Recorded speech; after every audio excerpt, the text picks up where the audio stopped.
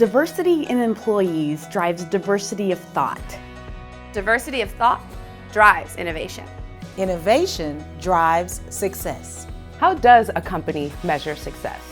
Is it money? Or likes? Or views? Or is it the talent that finds them? And the teams they build?